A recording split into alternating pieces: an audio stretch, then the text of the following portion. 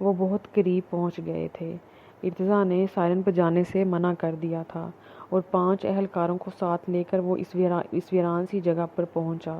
باقی سب کو باہر ہی الرٹ رہنے کو کہا۔ شہر سے تھوڑے ہی فاصلے پر یہ پسماندہ سا علاقہ تھا۔ خستہ حال مکان تعمیر تھے جن کی چھتیں بھی شاید جگہ جگہ سے ٹپک رہی تھیں۔ شام کے سائے گہرے ہو رہے تھے، سورج ڈوب چکا تھا۔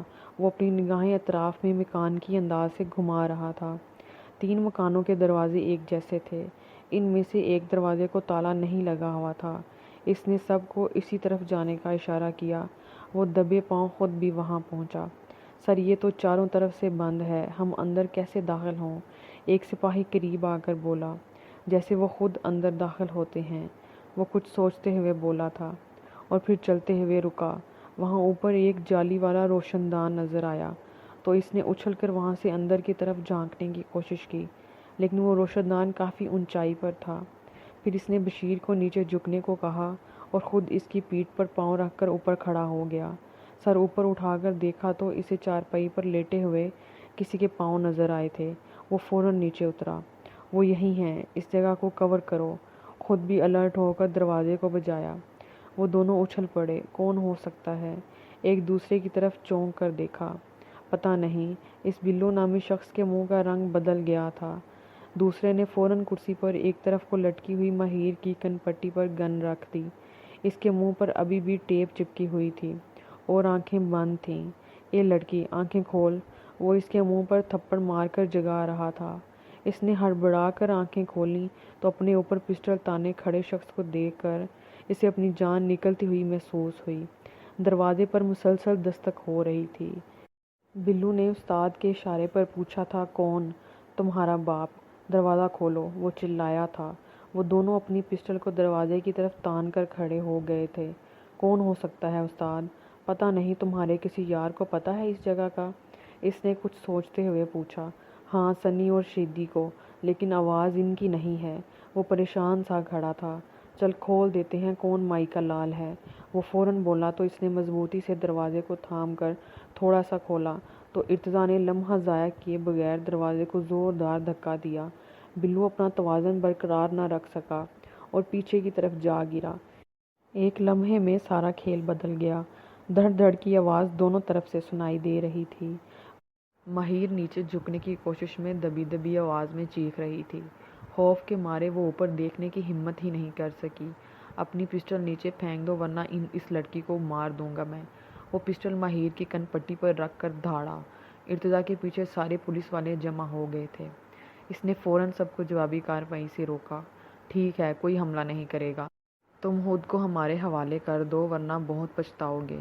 ارتضیٰ ایک قدم آگے ہوا اور پھرتی سے موقع رسید کرتے ہوئے بلو کو بغل میں دبوچ لیا۔ تم لڑکی کو چھوڑ دو، میں اسے چھوڑ دوں گا، وہ نپے تلے انداز ماہر کی طرف دیکھتے ہوئے کہہ رہا تھا۔ ہاں ہاں ہاں، مجھے اس لڑکی کی جان زیادہ قیمتی ہے۔ اور پھر خباثت سے ہنستے ہوئے اس نے بلو پر گولیاں چلا دیں۔ ارتضیٰ نے سرعت سے بلو کو اپنے پیچھے کی طرف دھکا دیا تو ایک گولی ارتضیٰ کے بازو کو چیرتی ہوئی نکل گئی۔ وہ بھی سنبھلا ہی نہیں تھا کہ ایک اور وار کی زد میں آ گیا۔ خون کے فوارے اس کے پورے بازو اور شرٹ کو رنگ گئے تھے۔ درد کی شدید لہر پورے جسم میں سرایت کر رہی تھی، لیکن اسے سامنے آنکھیں بند کر کے نیچے جھکی ہوئی لڑکی کی جان زیادہ عزیز تھی۔ پیچھے سے اہلکاروں نے اسے گھیرے میں لے کر دبوچ لیا اور ماہر کی کرسی کو آگے کی طرف دھکا دے دیا۔ وہ منہ کے بل زمین پر فرش سے جا پٹکی تھی۔ اس کا منہ دوبارہ خون سے رنگ گیا۔ اگر وہ اپنا چہرہ خود دیکھ لیتی تو یقیناً ڈر جاتی۔ جگہ جگہ پر زخم، خون کی لائنیں آنسو کی طرح قطار میں بہہ رہی تھیں۔ بال الجھے ہوئے تھے جیسے نوچ نوچ کر بگاڑے گئے ہوں۔ ارتضیٰ نے تڑپ کر اس کی کرسی سیدھی کی اور جھک کر رسیاں کھولیں۔ سب سے زیادہ تکلیف اسے تب محسوس ہوئی جب اس نے ماہر کے ہونٹوں سے ٹیپ اتاری تھی۔ ہونٹ سوجے ہوئے اور اوپر والی سطح ان کی غائب تھی۔ وہ دیکھنے پر سرخ خون کا لوتھڑا لگ رہے تھے۔ وہ ٹیپ کے اترنے پر درد سے چیخ اٹھی اور اس کی تکلیف نے ارتضیٰ کو پاگل کر دیا تھا۔ وہ اٹھا اور ایک ہی جھٹکے میں اس ظالم انسان کا گلا دبوچ لیا۔ تمہاری ہمت کیسی ہوئی اسے چھونے کی؟ تم نے اسے اذیت دی ان ہاتھوں سے؟ ہاں؟ ارتضیٰ نے اس کے ہتھکڑی میں جکڑے ہاتھوں کو دیکھا اور اپنی پسٹل سے فائر کھول دیا۔ وہ تڑپ رہا تھا، درد سے چیخ رہا تھا، معاف کر دو، غلطی ہو گئی سر، معاف کر دو۔ لیکن ارتضیٰ تو خود ہوش میں نہیں تھا، اس کے سر پر جنون سوار تھا۔ اس کے باندھے دونوں ہاتھ یقیناً زخموں سے نکارہ ہو گئے تھے۔ وہ ظالم انسان اب اپنی تکلیف پر رو رہا تھا، درد سے چلا رہا تھا۔ ارتضیٰ نے بے رحمی سے اسے دیکھا اور پھر مزید اس کی ایک ٹانگ پر بھی فائر کر کے زخمی کر دیا۔ سب اہلکار ارتضیٰ کو دیکھ رہے تھے لیکن منع کرنے کی ہمت نہیں کر سکے۔ لے جاؤ ان دونوں کو اور رپورٹ میں خود لکھوں گا، مجھ پر حملہ کرنے کی وجہ سے یہ خود زخمی ہو گئے۔ ارتضیٰ نے اپنے دونوں ہاتھوں کو منہ پر پھیرا اور گہری سانس لے کر خود کو پرسکون کیا۔ بشیر اور باقی سب ان دونوں کو لے کر وہاں سے چلے گئے تو ارتضیٰ نے پیچھے مڑ کر اپنی جان سے زیادہ عزیز ہستی کو دیکھا جو دیوار کے ساتھ ٹیک لگا کر سسک رہی تھی۔ وہ بےتابی سے اس کے قریب جا کر بیٹھا۔ تم ٹھیک ہو؟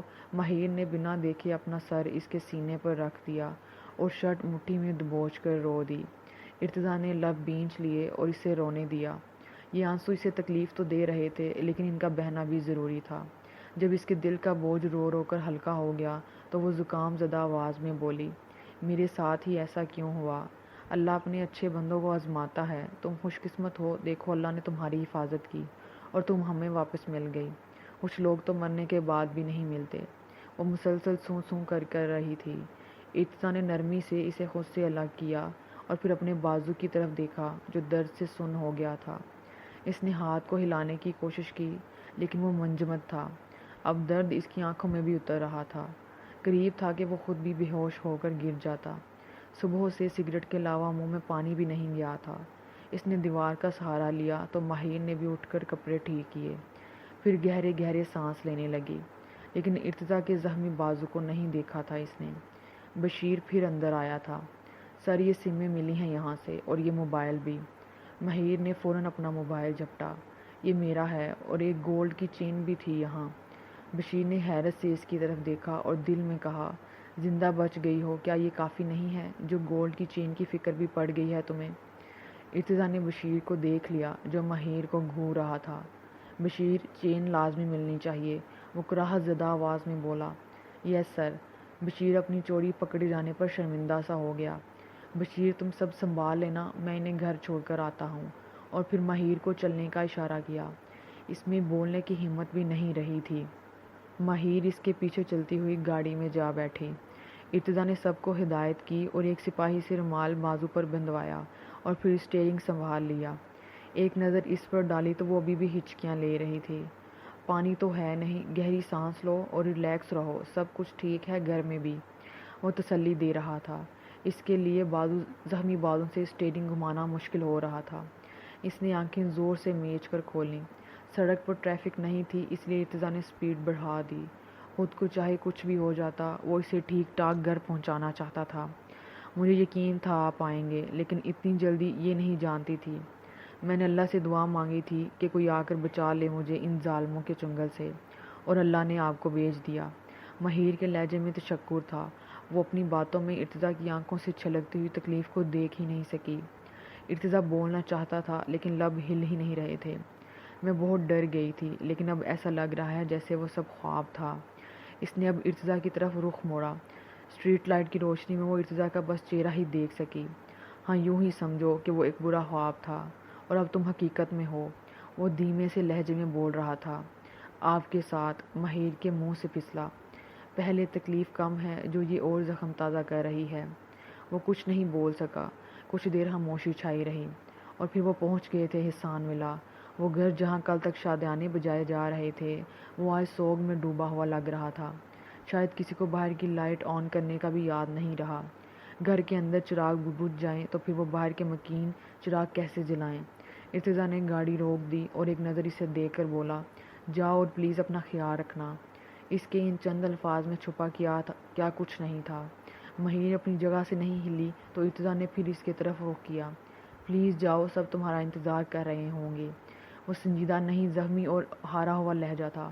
ماہر کسی کشمکش کے انداز میں سر جھکا کر بولی، میرے پاؤں سوجے ہوئے ہیں، آپ گھر کی بیل بجا دیں۔ کوئی اور وقت ہوتا تو وہ کہکا ضرور لگاتا اس کے اس انداز اور بات پر، لیکن وہ چاہتے ہوئے بھی مسکرا نہ سکا۔ گاڑی بند کی اور باہر نکل آیا۔ وہ نہیں چاہتا تھا کہ گھر سے باہر آ کر کوئی اسے ملے، اسی لیے خود سہارا دے کر اندر لے آیا۔ ایک نئے سرے سے سب نے اسے دیکھ کر رونا شروع کر دیا۔ کافی دیر کے بعد جب سب کو اسے ٹھیک ہونے کی تسلی ہو گئی تو نظر اپنے محسن پر پڑی۔ میرے پاس الفاظ نہیں ہیں، کیسے شکریہ ادا کروں بیٹا تم۔ حسان صاحب کی نظر خون پر پڑی تو بات منہ میں ہی رہ گئی۔ عمیر بھی اٹھ کر اوپر کی طرف دوڑا، فرسٹ ایڈ باکس سے نیچے لے کر سیڑھیاں پھلانگتے ہوئے آیا۔ سب ہال میں ہی جمع تھے اور سب کی نظر اب اس کے زخمی بازو پر تھی۔ آپ سب جائیں یہاں سے، عمیر نے وہاں بیٹھے ہوئے تمام گھر والوں سے کہا اور مومنہ کو بھی مہیر کی بینڈیج کرنے کا اشارہ کیا۔ سب اندر کمروں میں گھس گئے، لیکن نظر کھڑکی سے باہر ہال پر ہی جمی تھی۔ ارتضیٰ نہ چاہتے ہوئے بھی صوفے پر بیٹھ گیا۔ اوہو، گولی تو اندر ہی ہے اور دوسرا زخم بھی بہت گہرا ہے۔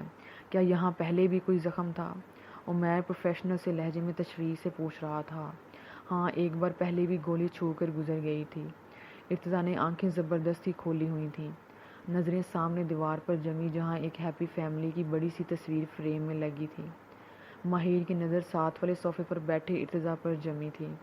مومنہ بھابی نے ماتھے پر پٹی لپیٹ دی تھی اور چہرہ وائپس کی مدد سے صاف کیا، بالکل کسی بچے کی طرح۔ وہ زخمی تھا اور مجھے پتہ بھی نہیں چلا، اسے اپنا درد بھول گیا تھا۔ نظریں ابھی بھی اس پر جمی تھیں جو سامنے دیکھ رہا تھا۔